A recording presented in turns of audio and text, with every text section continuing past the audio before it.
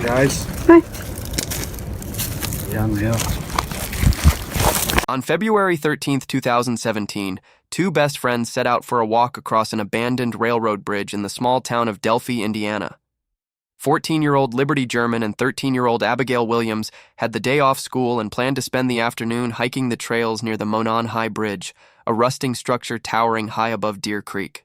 At around 1:35 p.m., Libby's older sister, Kelsey German, dropped the girls off near the trail entrance. It was supposed to be a normal afternoon. A few hours outside. Photos. Laughing. Time together before heading home. But sometime during their walk, the girls realized someone was following them. Using her cell phone, Libby secretly began recording.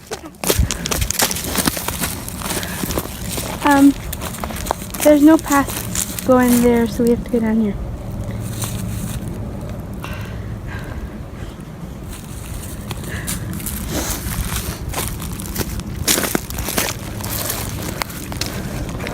Hi. In the video, a man can be seen walking toward them across the bridge, hands in his pockets, head lowered beneath a cap, calm, silent. Moments later, a voice was captured.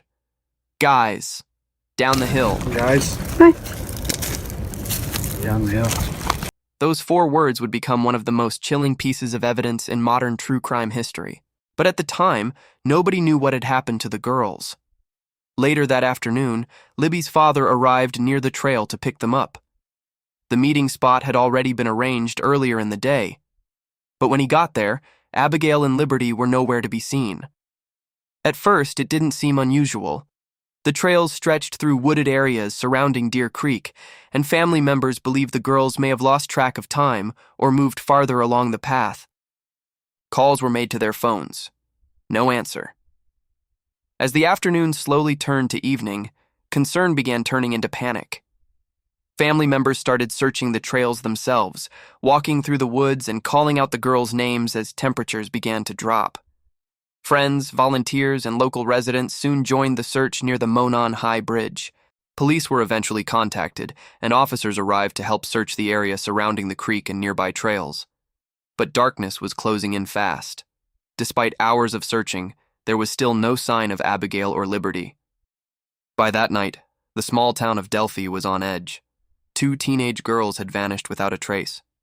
As night fell over Delphi, temperatures continued to drop across the wooded trails surrounding Deer Creek. Search teams spent hours combing through the area near the Monon High Bridge, calling out the girls' names and searching with flashlights through the darkness. But despite the growing number of volunteers and officers, there was still no sign of Abigail Williams or Liberty German. Eventually, authorities made the decision to suspend the official search until the following morning. Investigators believed the girls were likely somewhere nearby, lost, injured, possibly waiting for help in the dark woods surrounding the creek. Family members refused to give up hope. Throughout the night, friends, relatives, and volunteers continued searching areas around the trails, desperate to find the girls alive. Then, on the morning of February 14th, 2017, the search resumed.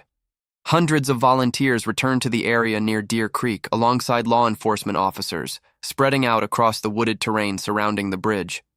At approximately 12:15 p.m., the search came to a devastating end. The bodies of Abigail Williams and Liberty German were discovered on private property near Deer Creek, less than a mile from the Monon High Bridge where they had last been seen alive. Almost immediately, the area surrounding the creek was sealed off as a major crime scene. What had begun as a missing persons search had now become a double homicide investigation. Indiana State Police, local law enforcement, and FBI agents soon arrived in Delphi as investigators began searching for evidence near the scene. But very early into the investigation, detectives realized they had something extremely unusual. Evidence captured by one of the victims herself. At some point during the girls' final moments on the bridge, Liberty German had secretly recorded video on her cell phone. In the footage, a man could be seen walking toward the girls across the abandoned railroad bridge. The image was distant and blurry, but investigators believed the man seen in the video was responsible for the murders. Then came the audio. A short recording of a man's voice speaking directly toward the girls. Guys. Hi. Ja. The chilling footage and audio would soon be released to the public, triggering one of the largest manhunts in Indiana history. Across the country, millions of people became fixated on the same haunting question. Who was the man on the bridge? In the days following the murders, investigators worked around the clock searching for clues that could identify the man captured on Libby's cell phone. Police released a grainy image taken from the video, showing a man walking across the Monon High Bridge wearing blue jeans, a dark jacket, and a cap pulled low over his face. Investigators believed he had approached the girls shortly before they were killed. Soon, the image spread across television broadcasts, newspapers, and social media across the United States. The unidentified suspect quickly became known nationwide as Bridge Guy. As public attention exploded, thousands of tips flooded into Delphi police and the FBI. People studied every detail of the recording, the way the man walked, the shape of his jacket, the sound of his voice. Investigators urged the public to listen carefully to the audio recording released from Libby's phone. Guys. Hi. Ja. Police believed somebody, somewhere, would recognize the voice. But despite the massive media attention surrounding the case, days turned into weeks with no arrest. The small town of Delphi remained gripped by fear as investigators searched for a killer who had somehow vanished without a trace. As the investigation continued, detectives began retracing the girls' final movements on the afternoon of February 13th.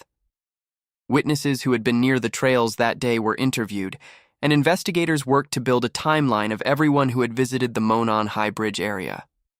Police believed the killer had likely been familiar with the trails and the isolated terrain surrounding Deer Creek. But despite hundreds of interviews and thousands of tips, investigators struggled to identify the man seen in Libby's video. Then, in July of 2017, Indiana State Police released a sketch of the suspect based on witness descriptions gathered during the investigation. The sketch showed an older-looking man wearing a cap, with a goatee and heavy features. For years, the image became one of the most recognizable suspect sketches in America. Billboards appeared across the country. Tip lines remained open day and night. Investigators repeatedly insisted the killer's identity could be just one phone call away. But still, no arrest came. As months turned into years, frustration and fear continued growing inside the Delphi community. Many residents began locking their doors for the first time in years. Parents feared letting their children walk the trails alone, and hanging over the entire investigation was the same haunting reality. The killer's voice had been recorded. His image had been captured on video. Yet somehow, nobody could identify him. Then, in April of 2019, more than 2 years after the murders, investigators made a shocking announcement. During a highly anticipated press conference, Indiana State Police revealed a completely new direction in the case. A second suspect sketch was released to the public. This time, the image looked dramatically different from the first. The new sketch showed a much younger man with a thinner face and curly hair. Investigators also released additional footage taken from Libby's cell phone, along with a slightly longer portion of the audio recording. Guys. Hi. Ja. Police stated they now believed the killer may have been hiding in plain sight. During the press conference, Superintendent Doug Carter spoke directly to the unidentified suspect in an emotional address that quickly spread across the country. Directly to the killer, who may be in this room. We believe you are hiding in plain sight. For more than 2 years, you never thought we would shift gears to a different investigative strategy, but we have. We likely have interviewed you or someone close to you.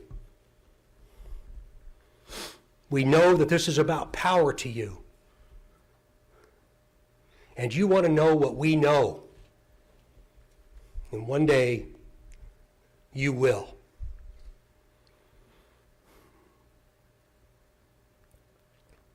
A question to you. What will those closest to you think of when they find out that you brutally murdered 2 little girls?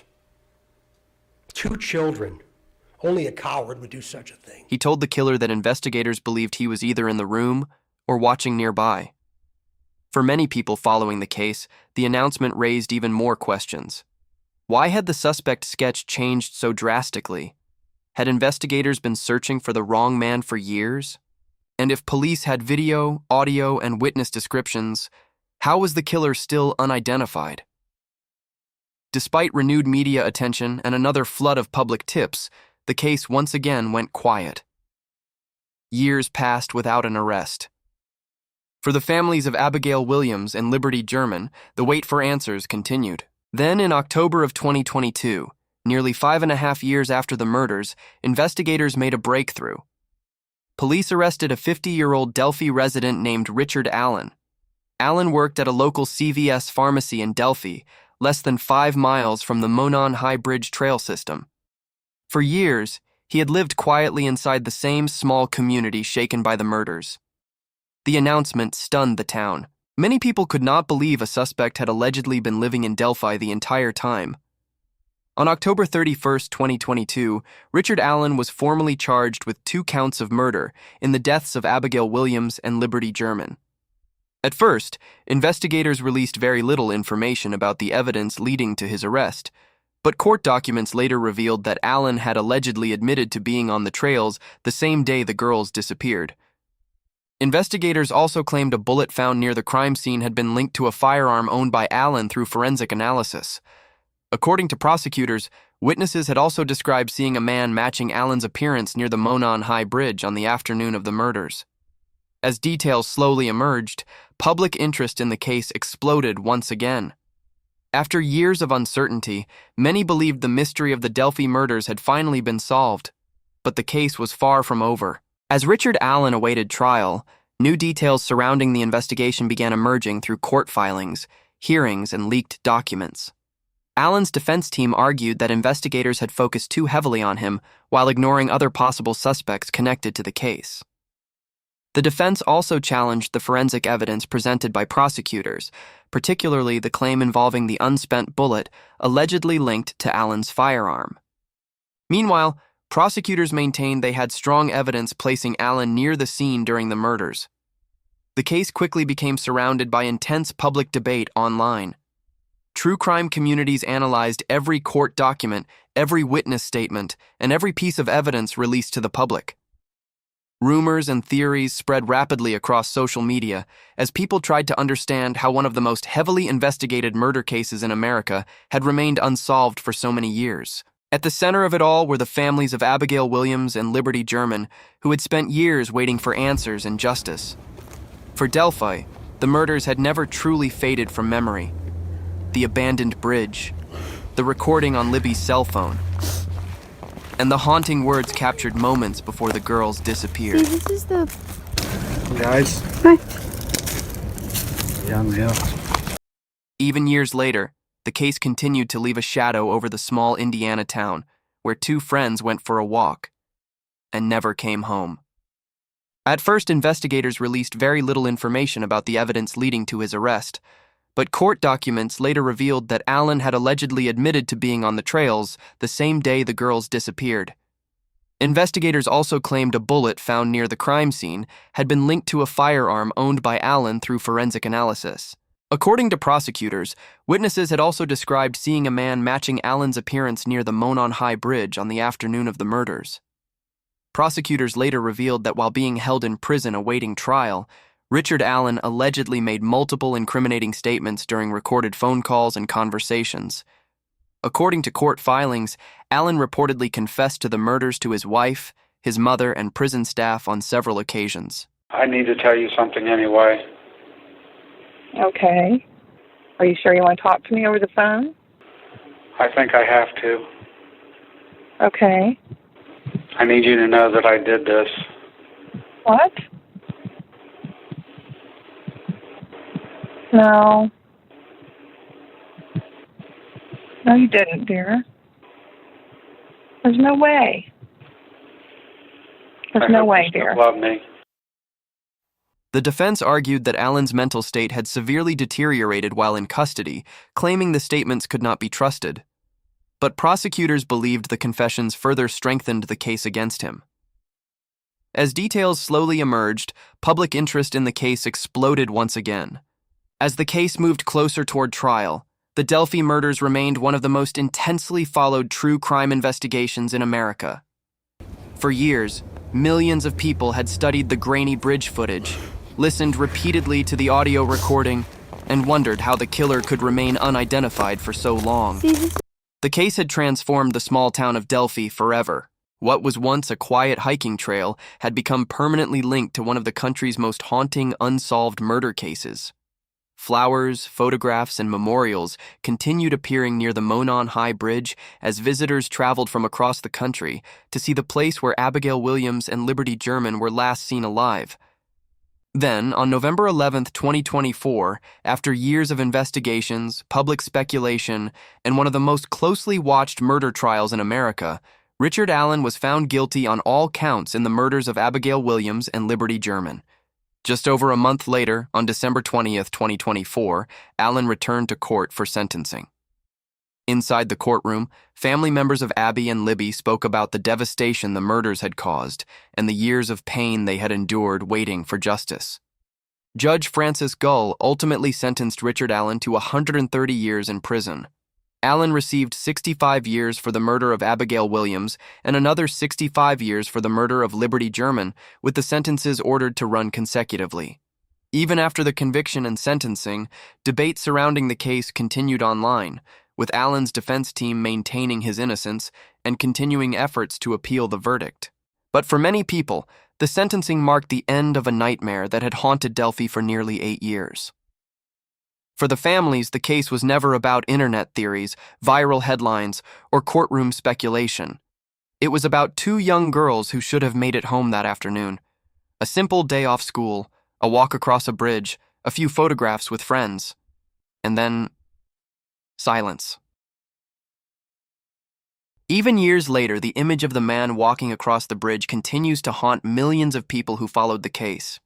A blurry figure moving slowly toward 2 young girls, captured only moments before they disappeared forever. And hidden inside Liberty German's cell phone recording were the words that would echo across the country for years to come. Guys. Hi. Yeah, I'm here. The murders of Abigail Williams and Liberty German remain one of the most chilling cases in modern American history. And for many, the bridge in Delphi will forever stand as a reminder of the afternoon 2 best friends never came home. To the families and friends of Abigail Williams and Liberty German, we extend our deepest condolences. No amount of time can erase the pain left behind by a tragedy like this, and our thoughts remain with everyone whose lives were forever changed by what happened in Delphi, Indiana. Thank you for listening to this documentary from Darc Crimes. If you would like to support the channel and help us continue covering true crime cases and investigations, please consider subscribing. And as always, stay safe.